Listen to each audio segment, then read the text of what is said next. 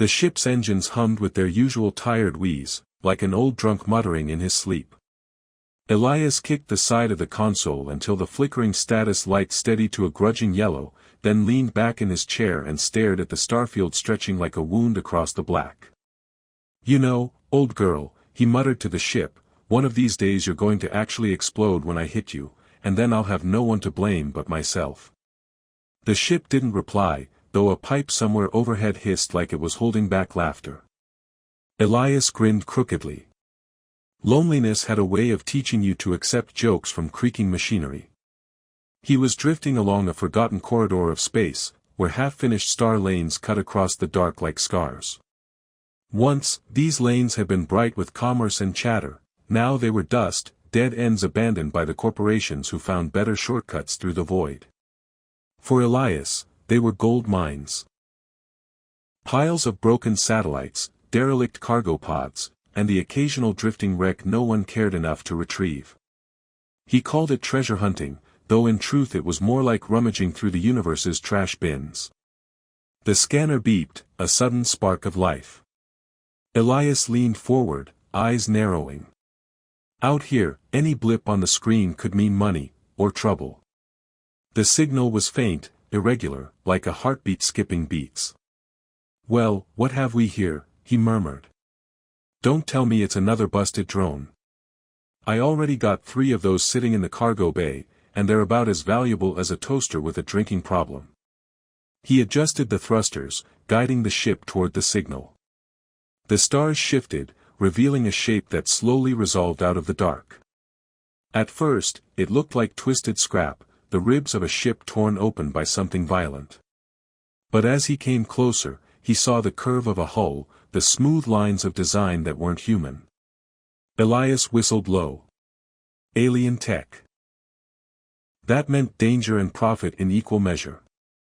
The laws of salvage were murky when it came to extraterrestrial wrecks. Half the galaxy claimed ownership of anything not nailed down, and the other half pretended not to notice. He rubbed his chin. Selling a piece of alien hull plating could buy him a year's worth of fuel and coffee. He powered down to a crawl, edging closer until he could see through the breach in the hull. The interior was dark, lit only by the faint shimmer of emergency systems sputtering their last. And then he saw her. At first, his brain filed the figure under human. A woman slumped against a console, her skin pale in the dim light, her hair dark and tangled around her shoulders. But as his eyes adjusted, the details sharpened, her ears, long and tapering to elegant points, nothing like any human he'd ever seen. They caught the flicker of light, casting tiny shadows across her face. "Ah, hell," Elias breathed. "She's alive." Barely.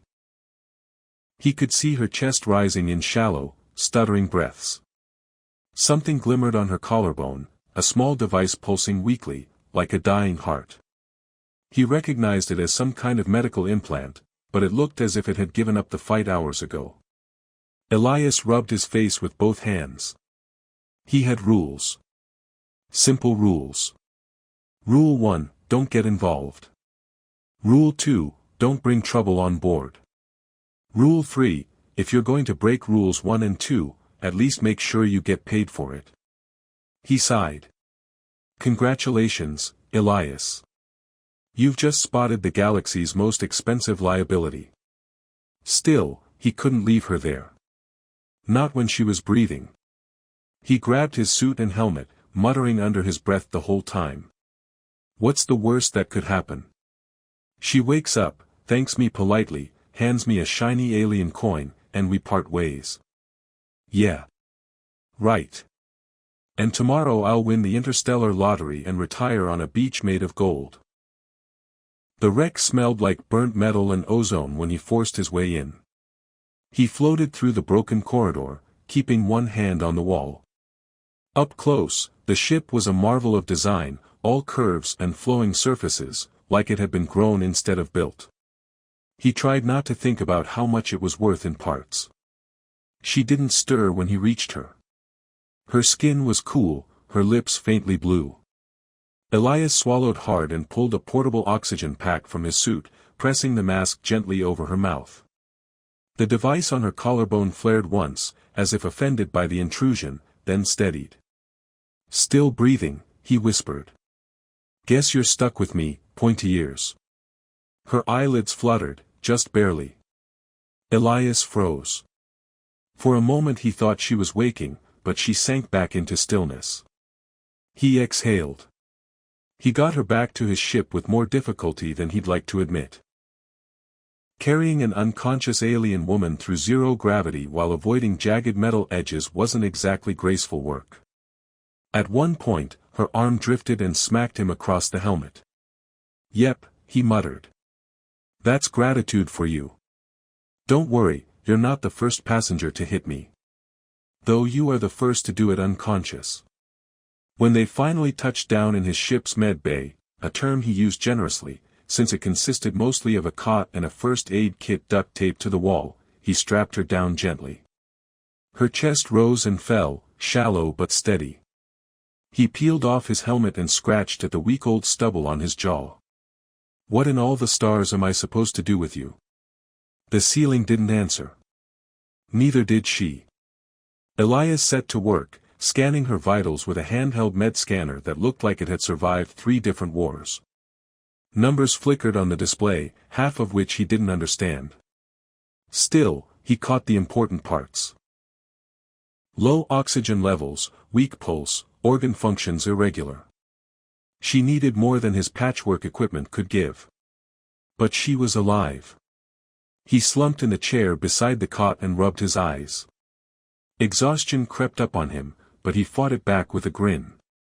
"Well, congratulations, mystery lady. You're officially my strangest cargo yet. And that includes the time I accidentally hauled a crate of robotic parrots that wouldn't shut up about politics." Somewhere in the silence, her ears twitched, tiny, almost imperceptible.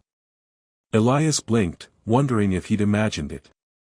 He leaned back, lacing his fingers behind his head. "You know, if you do wake up, we're going to have to talk about your insurance policy. I don't run a charity. Maybe you've got a spare diamond in your pocket, or a map to buried alien treasure. That'd be nice." The hum of the engines filled the quiet. Elias closed his eyes, telling himself it was just for a second. Just a second of rest before he figured out what kind of storm he'd pulled onto his ship.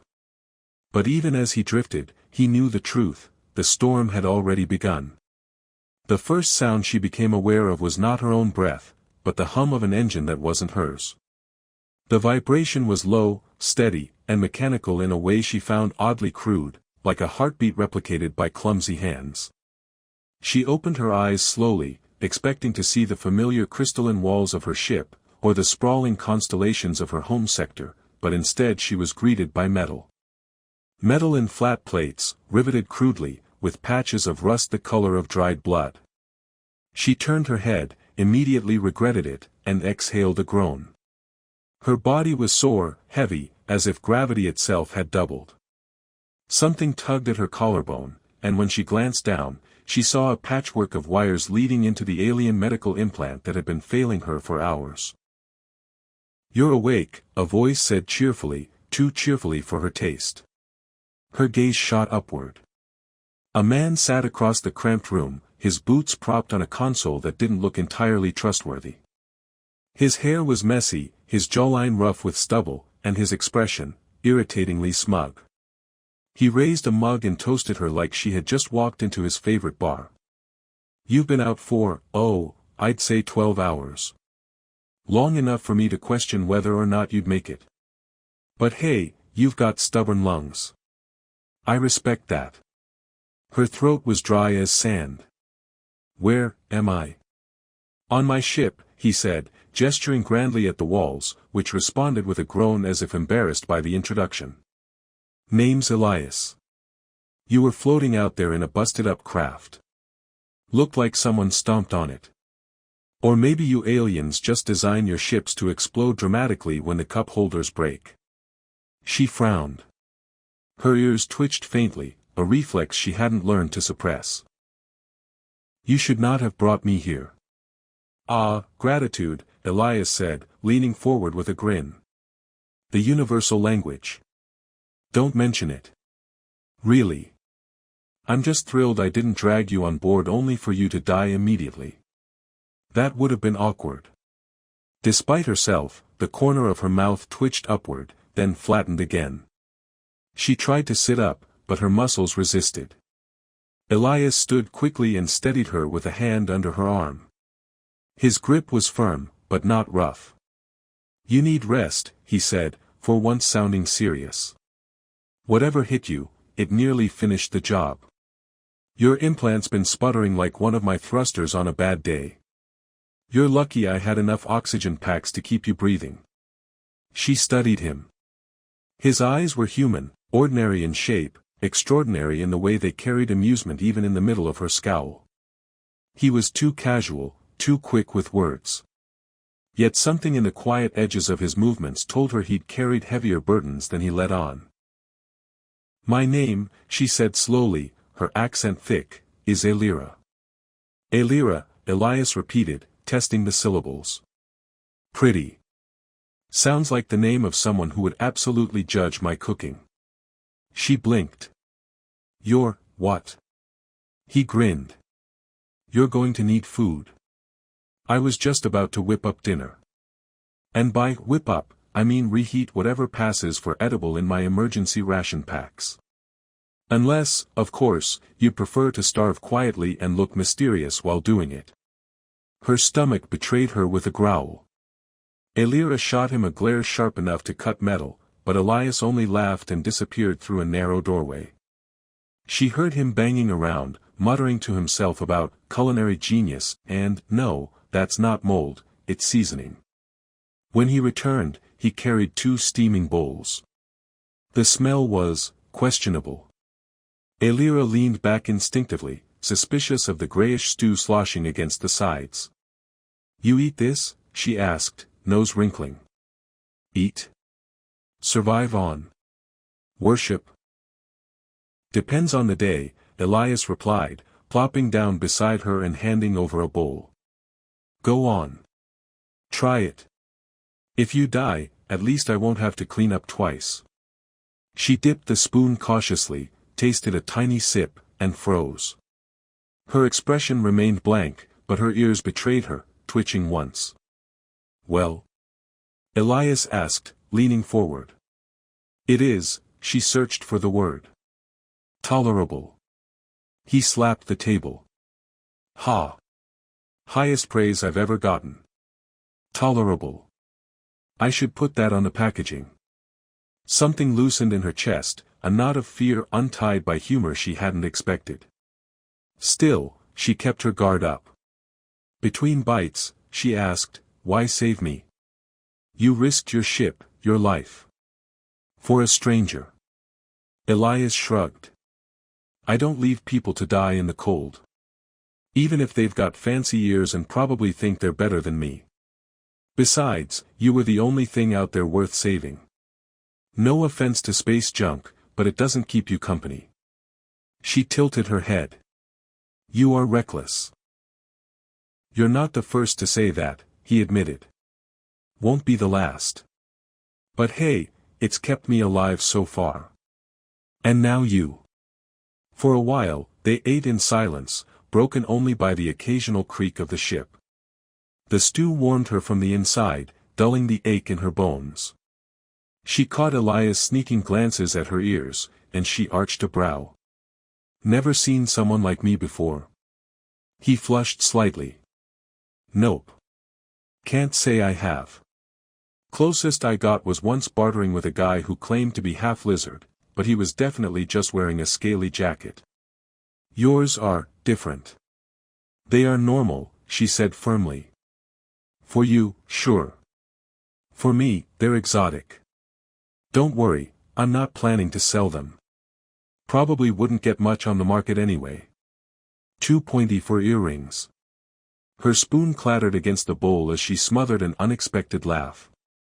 It came out as a soft snort, and she immediately covered her mouth, embarrassed. Elias grinned wider, triumphant. See? I knew you had a sense of humor buried in there somewhere. You aliens are just like us. Grumpy, sarcastic, hungry. Universal constants. Her smile faded slowly, but the warmth lingered. For the first time since waking, she felt a sliver of safety. Perhaps it was reckless to trust this strange man, but something in his ridiculous confidence, his easy words, felt like a shield stronger than steel. Elias stood, gathering the bowls. Get some rest, Elira. Tomorrow we'll figure out where you're from, who stomped on your ship, and how many terrible jokes it'll take to make you regret ever opening your eyes. She lay back on the cot, watching him leave. The hum of his crude ship filled her ears, but now it sounded less like clumsy machinery and more like a heartbeat, alien, yes, but steady. And though she told herself not to, she found she was smiling. The alarms always had the same tone, shrill, insistent, like an overeager bird that had discovered caffeine. Elias slapped the nearest console, not because it would help but because it made him feel like he was contributing. Light strobed across the cockpit, bathing the walls in red, and the navigation screen filled with angry symbols that spelled out only one thing: company. Ah, perfect, Elias muttered, jabbing at buttons. Because what I really wanted today was unexpected guests with probable guns. From behind him came a sharp voice, still hoarse from healing but cutting through the noise. What is happening? Elira leaned against the doorway, her long ears twitching in irritation at the alarms. She still looked pale, her posture not yet recovered from her injuries, but her eyes were sharper now, alert and assessing. Elias waved dramatically at the screen. Congratulations, you woke up just in time for our very first house call. We've got a patrol ship locking onto us, and by patrol I mean not the friendly kind who hand out parking tickets. The other kind. The explode you kind. Elira stepped closer, scanning the display with a frown. Those are mercenary codes. Of course they are, Elias said. Because why wouldn't mercenaries suddenly show up in the middle of the most boring space corridor I've flown in months? They must have smelled the stew from last night. Should have known my cooking was a galactic beacon. She shot him a look, half disbelief, half exasperation. You joke in the face of danger. Constantly. It keeps me from crying. The ship jolted as something pinged off the shields. Elias's chair swiveled, his hands flying over the console, coaxing the controls with a mix of desperation and charm. The engines roared reluctantly. Right, he muttered. Time to dance. Elira braced herself against the wall as the vessel lurched forward. Outside, stars became streaks, and Elias threaded them through the broken skeleton of an abandoned cargo lattice. Rusted beams and floating containers spun lazily, a graveyard of lost shipments. The mercenary ship followed, larger and armed with cannons that made Elias's patched-together guns look like toys. Red light flared in the void as blasts scorched past their hull. You do not have the firepower to win this, Elira said flatly. Thank you for the pep talk, Elias replied. Truly inspirational. I feel braver already. Another blast grazed the ship, and sparks sprayed across the console. Elias slapped the smoking panel with the heel of his hand, and somehow the light steadied. See? Perfectly fine. She likes it rough. Elira closed her eyes briefly, muttering something in her own tongue that Elias suspected was not a compliment. She opened them again, moving quickly to the auxiliary controls.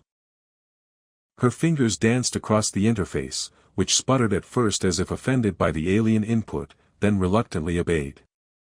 You know how to work this junk? Elias asked, incredulous. Machines are machines, she said. Yours are, primitive, but functional. Primitive? Excuse you, this baby is vintage. Classic. Like fine wine. Or moldy cheese. The mercenary ship fired again, forcing them into a dive through the wreckage. Elira overrode a subsystem, rerouting energy to the shields with more precision than Elias ever managed. The glow around the hull strengthened, just enough to take the next hit without crumpling. Elias shot her a sidelong glance. Well, look at that. You do have some uses beyond making fun of my stew. I have many uses, she said coolly, though the corner of her lips curved just slightly. Elias grinned, teeth bared as he yanked the ship into a sharp turn. Then let's put them to work. For a breathless stretch of minutes, they danced through the debris field. Elias flew like a man playing dice with gravity, threading gaps that should have been too narrow, while Elira boosted systems, timing shield pulses to absorb the worst of the fire. They were mismatched, yet somehow they moved in sync. The mercenaries grew frustrated. Their larger ship clipped a tumbling crate, spinning it off into space, and Elias seized the moment. He shoved the throttle forward, engines howling in protest as they shot free of the wreckage. They'll chase us, Elira warned. Only if we let them, Elias said, eyes bright. He tapped a sequence into the NAV panel. There's a plasma storm brewing 2 sectors over. Big, nasty, unpredictable. They won't risk their shiny hulls in there. And you will? Of course. My hull's already ugly. A few more scorch marks only add character. She stared at him as if weighing whether he was insane or brilliant. Possibly both. The storm appeared ahead. A swirling mass of electric fire, neon tendrils lashing across the void. Most sane pilots avoided such regions at all costs. Elias aimed straight for it. As they crossed the threshold, the ship shuddered violently, lights flickering. Energy flares danced across the shields, painting the cockpit in wild colors. The mercenaries hovered at the edge, unwilling to follow. Elias let out a whoop, slamming the console triumphantly. Ha! Knew they'd chicken out. Score 1 for Team Reckless. Elira exhaled slowly, tension unwinding from her shoulders. She gazed at the storm outside, eyes reflecting its strange beauty. You are mad, she said softly. Thank you, Elias replied, grinning. I take that as a compliment. For a moment, silence filled the cockpit, broken only by the storm's rumble and the ship's rattling complaints. Elira glanced sideways at him. You risked everything just now. For me. Those mercenaries were hunting me, not you. Elias shrugged. Guess I've got a soft spot for dramatic rescues. Makes me feel heroic. Also, if they'd blown us up, I'd never hear the end of it from you in the afterlife. Her ears twitched, and despite herself, a quiet laugh escaped her. It was the first time he'd heard it fully, clear and genuine. Elias's grin softened into something warmer. Well, he said, leaning back in his chair. Welcome to life on my ship. It's loud, it's dangerous, and it comes with terrible jokes. But hey, at least you're not dying alone in some wreck anymore. She looked out at the storm, then back at him, her expression unreadable but less guarded. Perhaps, she admitted, this is an improvement. The ship groaned as if disagreeing, and Elias patted the console affectionately. Don't listen to her. You're perfect just the way you are. The storm raged on around them, but inside the cockpit, there was laughter, weary but real. The storm had faded behind them hours ago, leaving only the faint static hum in the comms and the soft ache of exhaustion in Elias's bones. He leaned back in his pilot's chair, staring at the quiet scatter of stars. They glittered like spilled diamonds, innocent, as if no mercenary frigates had nearly blown them apart and no alien woman had collapsed half-dead into his life. Beside him, Elira sat cross-legged in the co-pilot's chair. Her posture was straighter now, her color returning, though the faint bruises beneath her eyes hadn't entirely faded.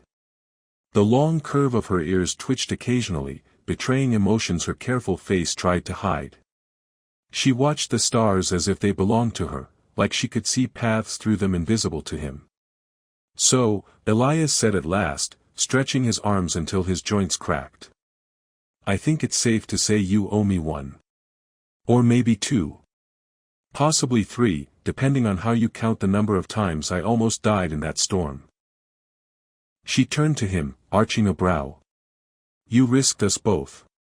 That was not heroism. That was recklessness. Thank you, Elias said, smiling. I prefer to call it improvisational bravery. Has a nice ring to it. Elira shook her head, though her lips curved faintly, and Elias counted that as a victory. The quiet stretched again. It wasn't uncomfortable anymore, not the way it had been when she first woke up, suspicious and cold. Now it felt companionable. Strange, considering he'd met her barely days ago. He'd hauled plenty of junk onto this ship before, but never anything that looked at him like he wasn't just a drifting piece of space trash himself. He cleared his throat. So. Time to tell me what's actually going on. Those mercs weren't out here by chance.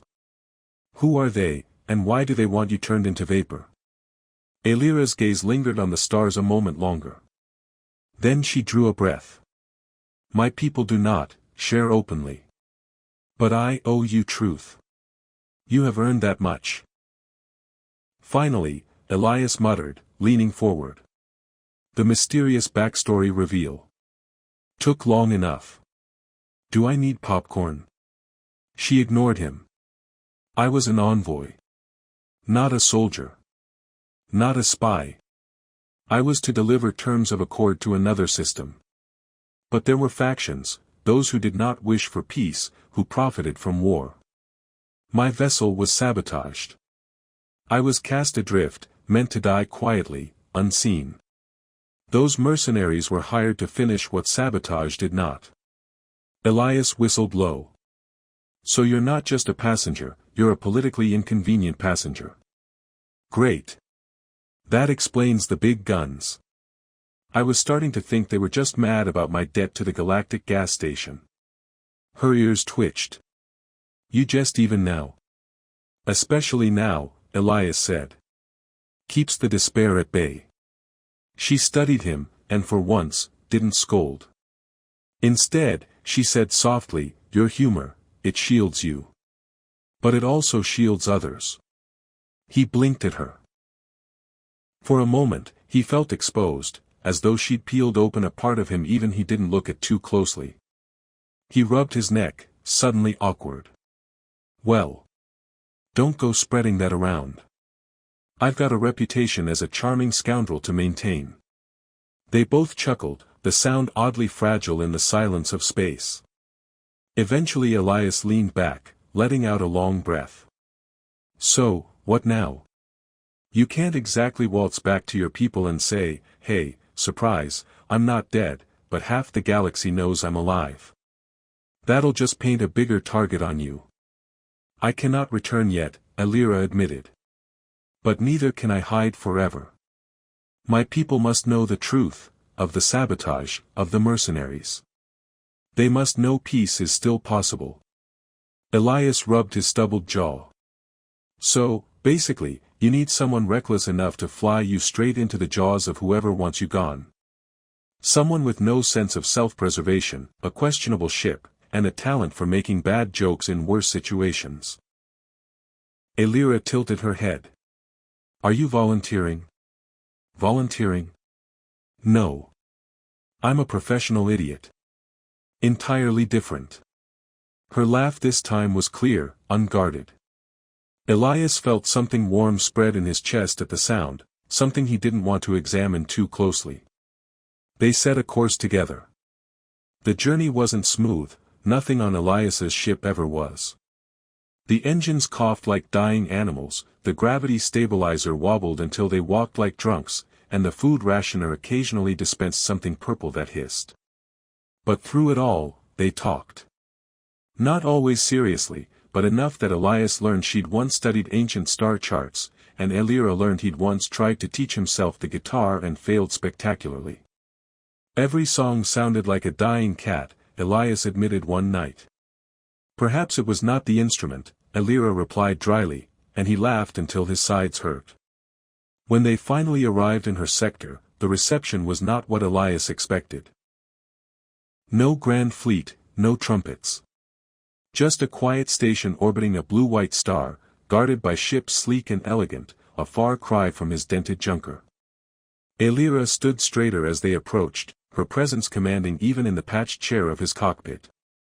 "Once I step aboard, my path diverges from yours," she said softly. Elias forced a grin. "Yeah. Figures. You've got peace treaties to fix and galactic politics to untangle. I've got, well, probably another broken thruster and a cargo bay full of regrets." Her eyes softened. "You sell yourself short, Elias." He shrugged. "It's a talent." They docked. The airlock hissed open, and figures in flowing uniforms greeted her with reverence. Elira turned at the threshold, her gaze steady on his. "I will not forget what you did," she said. "Without you, I would not have lived.